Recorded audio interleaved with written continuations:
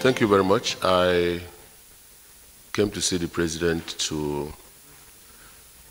wish him well this Yuletide and thank him for some of the federal government projects in the southeast and in my state, and also seize the opportunity to brief him on progress on the Enyimba Economic City.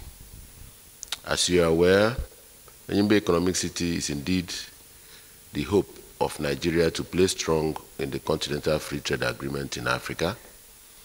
It is also the hope for Nigeria to provide 625,000 jobs for our teeming youths. It is a futuristic project and a baby of Mr. President.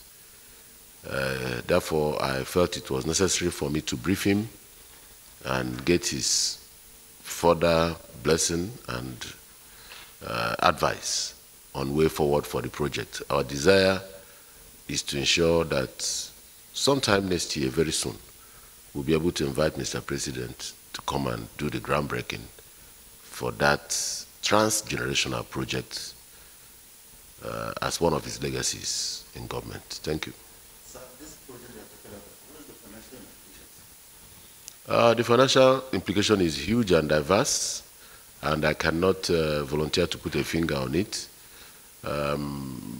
As you know, it is a project with private sector impetus and a collaboration between the federal government, the state government, and the private sector entity. It is a self-existing project, and the Enyimba Economic City is a city inside Abia State. It's capable of self-existing, and there's a law from the Abia State House of Assembly endorsed by my humble self, which gives it that quasi-independence and autonomy to operate. And there are interests within and outside Nigeria also on that project. I would want to say that the best thing for us to do is to wait at the dining table. We are in the kitchen now. The food will be ready very soon. Well, these were not discussed, and they were not part of the agenda. And I want to believe that all that had been said on the two issues you mentioned earlier were well said. Do you want to talk about them or not for the other? I don't even want to talk about them at all because it is before the President for consideration. Let me start from the last question. I am not interested in the presidency. I am very busy as governor, and thinking about what I will become now will amount to shortchanging my people who gave me a mandate for an initial 4 years and renewed it for another 4 years, which will terminate around May 2023. We are yet in 2021. It will be self-serving for me to begin to think about what I will become, instead of concentrating on serving my people for the time they have elected me. Maybe after 2023, I will begin to think about what next I will do. Having said that, I think that the Southeasterners have a right to take a shot at the presidency of Nigeria. And I dare say that our qualification starts from the fact that we understand and know Nigeria better than any other set of Nigerians. I dare say, this is my opinion, because we go everywhere, we are everywhere, and we invest everywhere.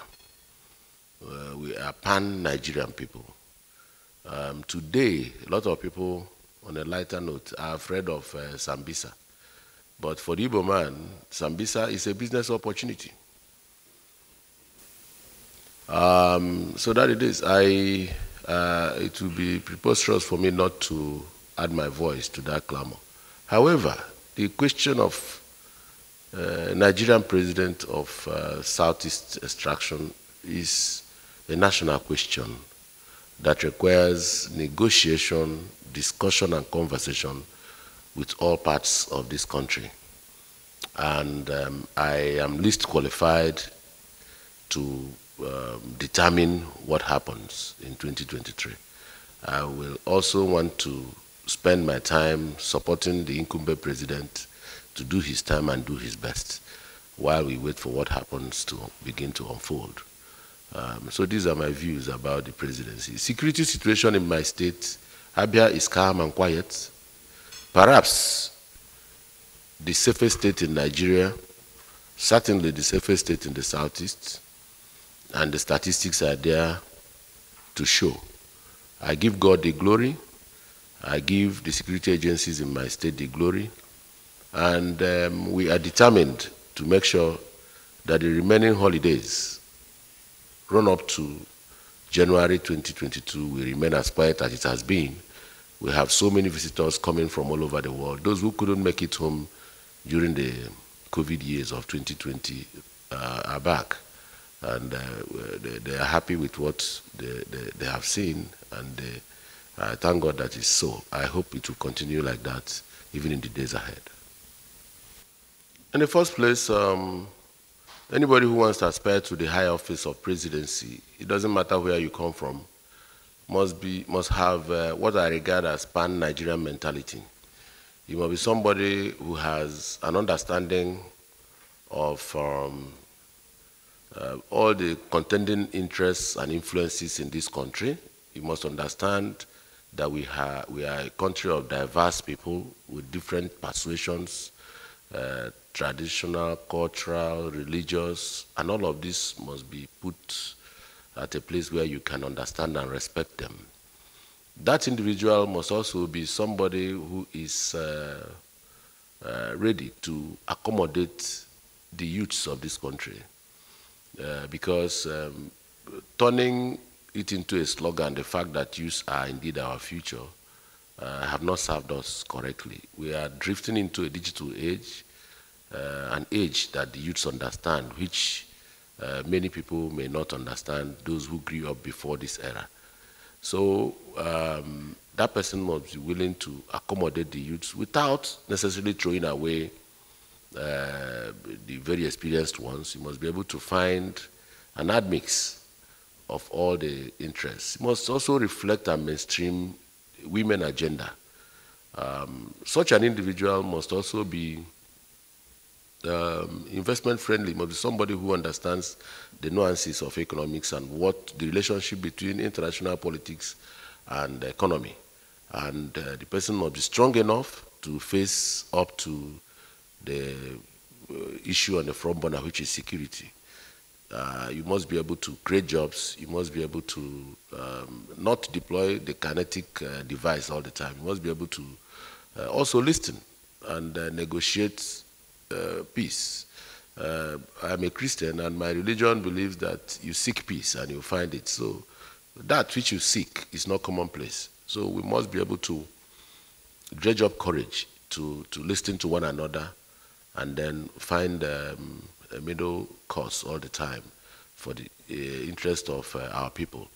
What the political parties need to do, the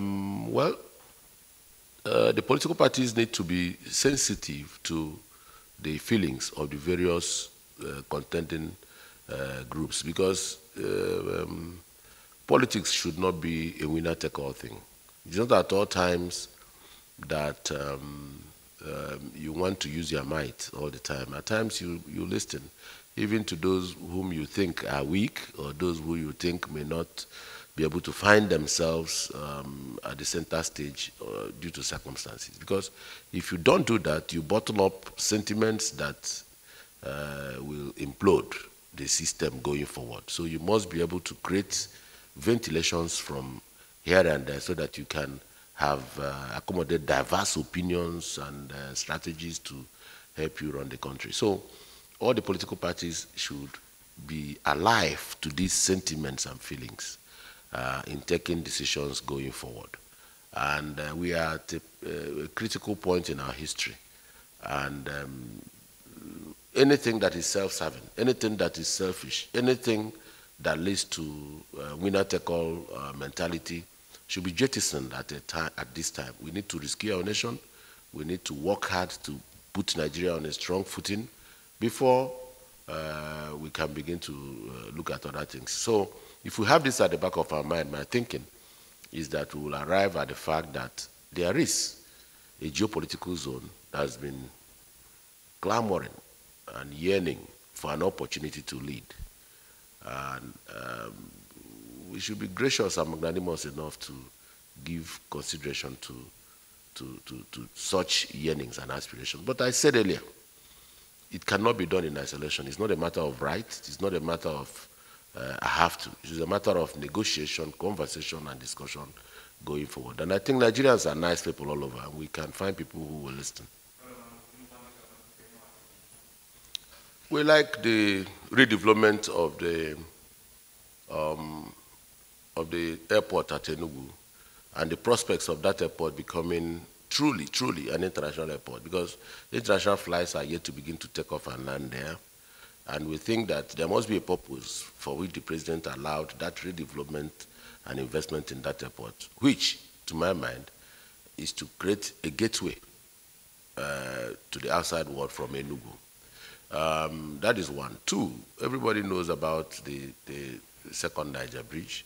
That has never been done before, and we think that we need to encourage the president to complete that project quickly within his time and hand it over to our people. If you experience the logjam at the Onitsha Head Bridge and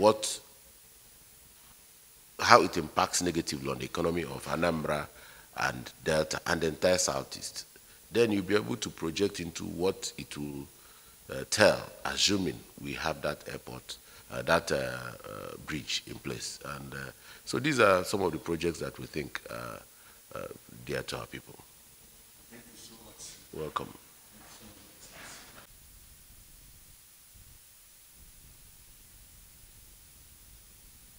Thanks for checking out Symphony on YouTube. Please be sure to subscribe and like our videos for updates.